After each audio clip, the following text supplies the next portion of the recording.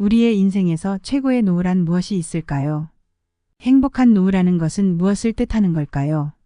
젊은 날을 치열하게 살아왔더니 남은 인생은 노후만 남았습니다.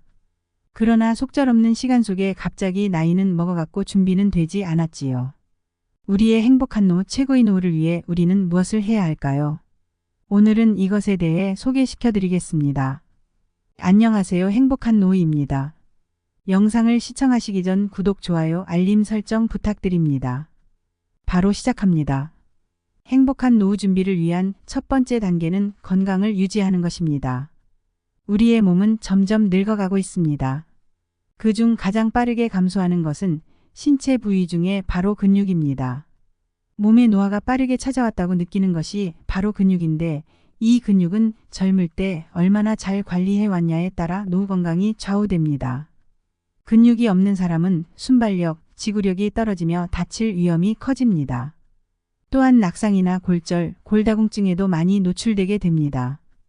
고혈압, 당뇨, 비만, 심장질환, 뇌질환 등 다른 여러 질병들 또한 위험 요소가 크지만 근육이 없다는 것 또한 큰 위험 요소 중 하나입니다. 이런 지병을 앓고 계신 분들은 더 빠르게 노화가 찾아오며 이것은 수명과 직결되는 문제입니다. 근육을 늘릴 수 있는 방법으로는 꾸준한 운동이 필요하며 급격한 운동을 한다고 해서 근육은 생기지 않습니다. 또한 노후에는 근육이 젊을 때보다는 덜 생기기 마련이죠. 그래서 우리는 지금부터라도 침대에 송장처럼 누워있기보다는 나와서 움직여야 합니다. 무엇보다도 핵심적인 것은 꾸준함입니다. 하루 이틀하고 그만두는 것은 소용이 없습니다. 내가 죽을 때까지 아니면 어디 크게 아프지 않는 이상 꾸준하게 해주시는 것이 중요합니다. 과한 운동도 필요 없습니다. 원하는 운동 한 가지를 찾아 매일 꾸준하게 하는 것을 추천드립니다. 근육량이 늘었다는 것이 느껴진다면 건강해지는 느낌을 확실히 받으실 겁니다. 다리가 굽는 것, 허리가 굽는 것 또한 근육의 문제입니다. 자주 사용해주고 스트레칭해주고 근육량을 늘리는 것이 중요합니다. 행복한 노후 준비를 위한 두 번째 단계는 질병을 예방하는 것입니다. 나이 먹으면 큰 병 생길까봐 항상 걱정이 됩니다. 즉 병원 가는 것을 꺼려하게 되는 것이지요. 나이 먹고 큰 병에 걸려버리면 그것만큼 큰 일은 없습니다. 그 뒤로는 병원에 누워 죽을 날만을 기다리는 수밖에 없는 것이지요. 그러니 내가 조금 아프거나 몸에 이상이 생기면 미리미리 병원에 방문하여 질병을 예방하는 것이 아주 중요합니다. 갑자기 살이 빠지거나 식욕이 없어지거나 기력이 없거나 등의 몸이 이상 신호를 나타낼 때에는 빠르게 병원에 방문하시기 바랍니다. 건강한 삶을 유지하기 위해서는 큰 병을 예방하는 것 또한 아주 중요합니다. 꾸준한 건강검진과 적절한 시기의 예방접종은 필수이며 본인이 정확히 어느 부분이 어떻게 아픈지 아는 것 또한 중요합니다. 나이 들어서 나의 가족과 자식들에게 가장 큰 짐을 지게 하는 것은 바로 내가 큰 병에 걸려버리는 것이지요. 그럼 모든 가족 구성원들이 힘들어지고 나 또한 고통에 빠지게 됩니다. 그런 것을 미리미리 대비하여 지금 큰 돈 나갈까, 혹여 큰 병일까 걱정하는 시간에 빠르게 병원에 찾아 원인을 알아내고 빠르게 치료하는 것만큼 좋은 방법은 없습니다. 또한 건강한 생활 습관을 유지하여 큰 병이 생기지 않도록 늘 조심하는 태도 또한 중요하지요. 오래 사는 것보다 건강하게 사는 것이 더 행복한 노후입니다. 같은 수명이지만 중환자실에서 연명치료하는 것이 좋으신가요? 가족들과 함께 건강한 노후를 보내는 것이 좋으신가요? 꼭 명심하시어 본인의 몸에 관심을 많이 가져주시기 바랍니다. 행복한 노후 준비를 위한 세 번째 단계는 치매에 걸리지 않도록 예방하는 것입니다. 앞서 말씀드렸던 것처럼 질병을 예방하는 것 또한 아주 중요하지만 정신적인 질환인 치매를 예방하고 대비하는 것 또한 아주 중요합니다. 치매는 노후에 겪고 싶지 않은 기피질환 1위입니다. 알츠하이머라고도 불리는 치매는 사랑하는 사람도 한순간에 나무로 만들어버리며 제정신으로 돌아오게 된다면 그 찢어지는 마음은 말로 표현할 수 없는 고통일 것입니다.